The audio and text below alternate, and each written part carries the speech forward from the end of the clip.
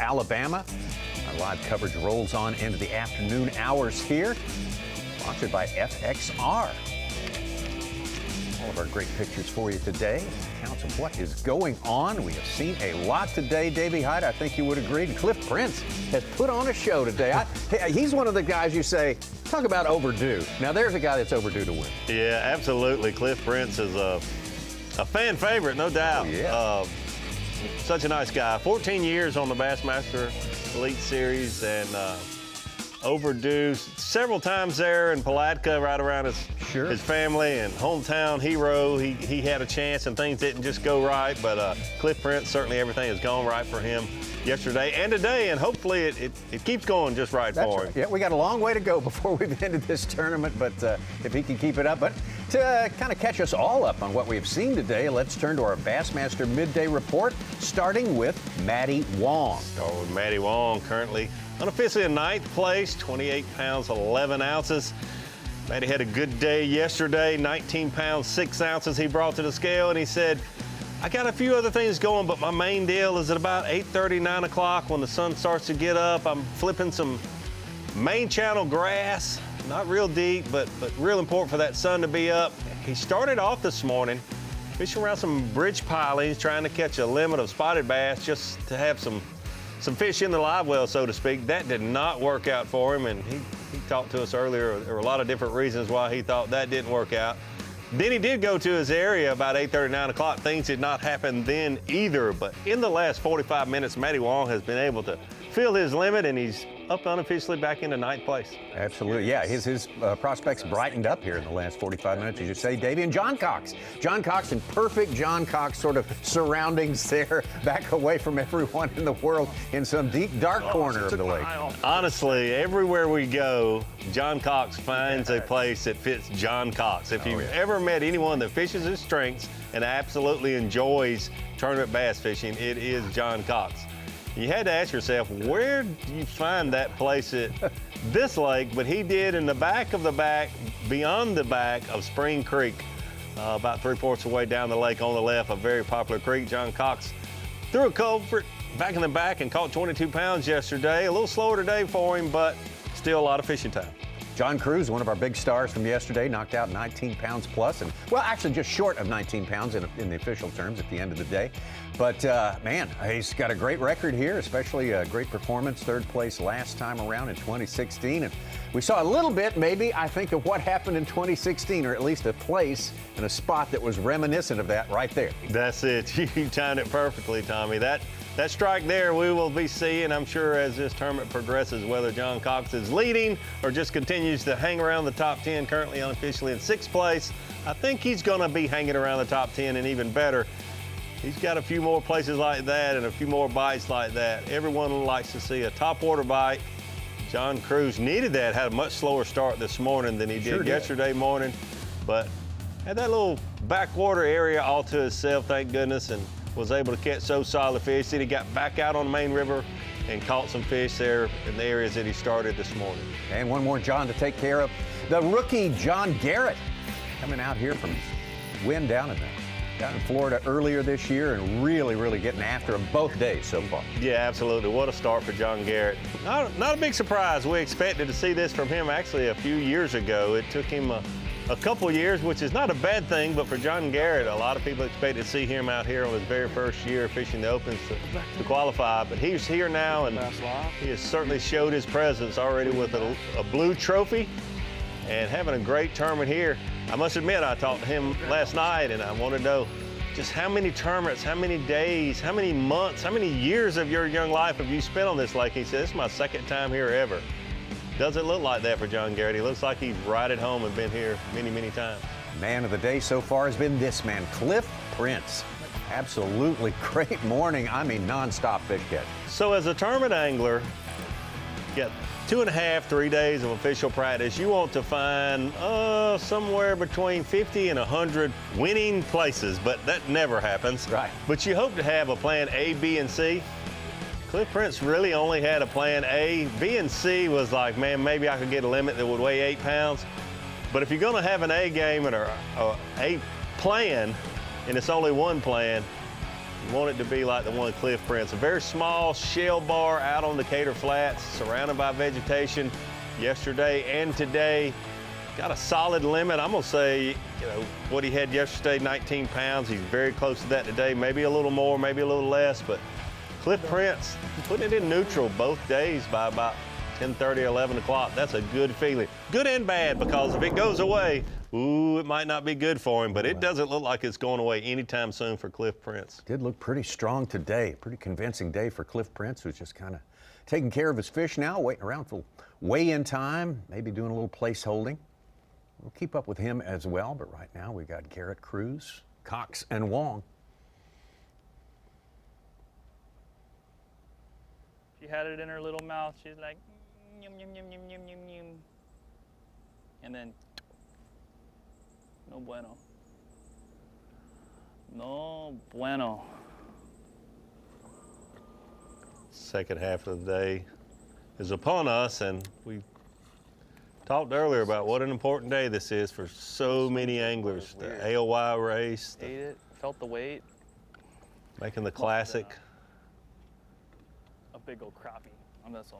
That's just what I'm going to chalk it Hate up to think about it a lot, but with 10 new anglers coming in, we'll have some departing at the end of each year. That's right. It's not the fun part of this sport, but it is a fact, and some people, unfortunately, are thinking about that. Yeah, they got a little exposure to that. There's some folks who really need to move a few mountains before the end of the season is over with to avoid that sort of fate. Yep.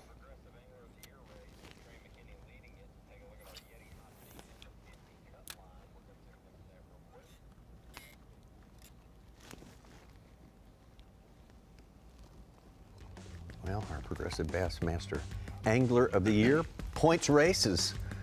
Well, now we're going to hit the top 10 right now for you right now. Cliff Prince is on top there, and John Garrett, Justin Hamner moving up, our classic champ, our world champion reigning, moving up into fourth place. Big moves by him today. John Cruz hanging in there in the top 10. John Cox, Alex Wetherill, Caleb Sunraw, and all the rest. The cut line, the Yeti hot seat, who is in 50th place. Wow. Well, that's Trey McKinney just outside that cut line right now, and that's, of course, he's your Progressive Bassmaster Angler of the Year leader.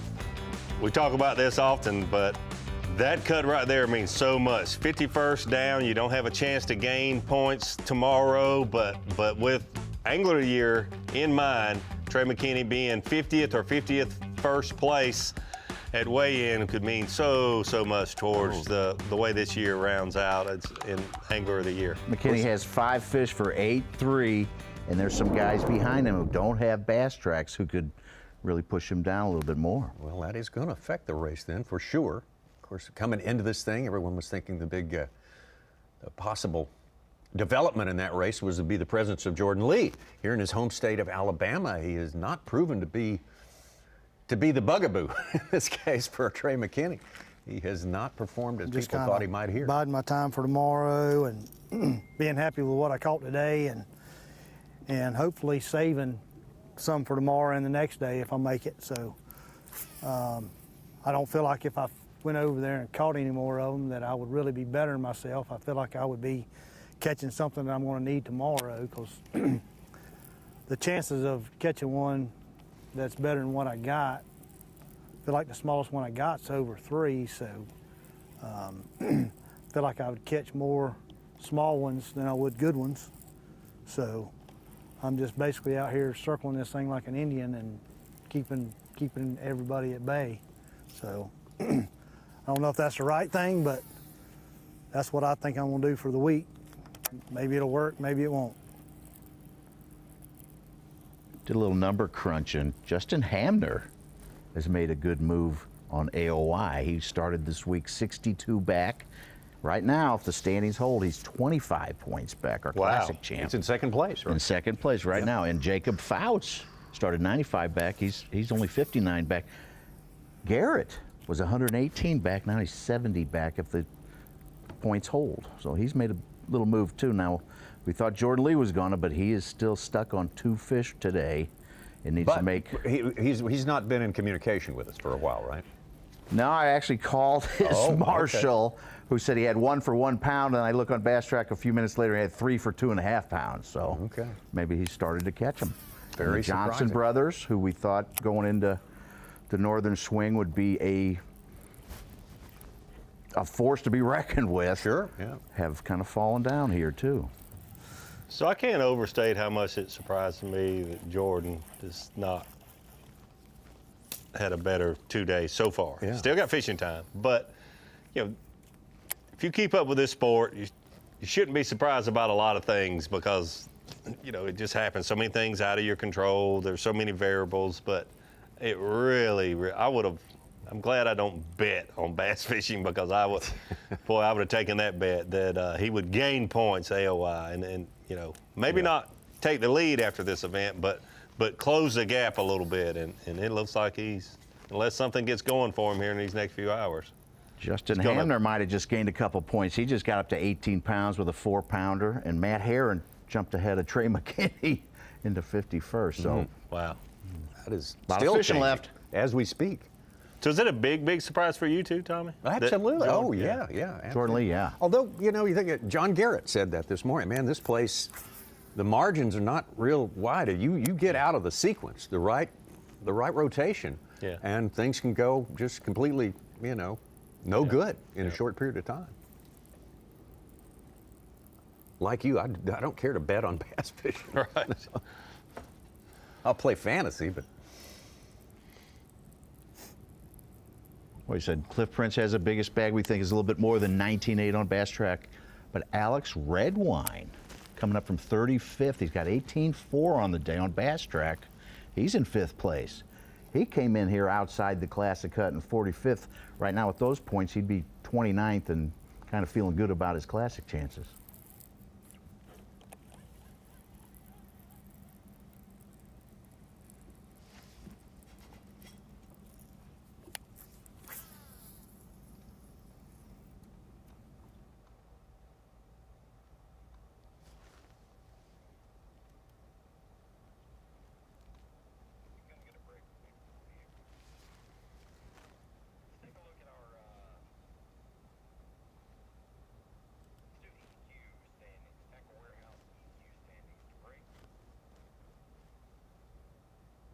well, Cliff Prince says, I don't know if it's the right thing to do, but I'm just going to kind of circle around this place and keep everyone at bay as best I can. I think that's not a bad idea at all. Do you, Dave? Not a bad idea at all. That's something you know you've got.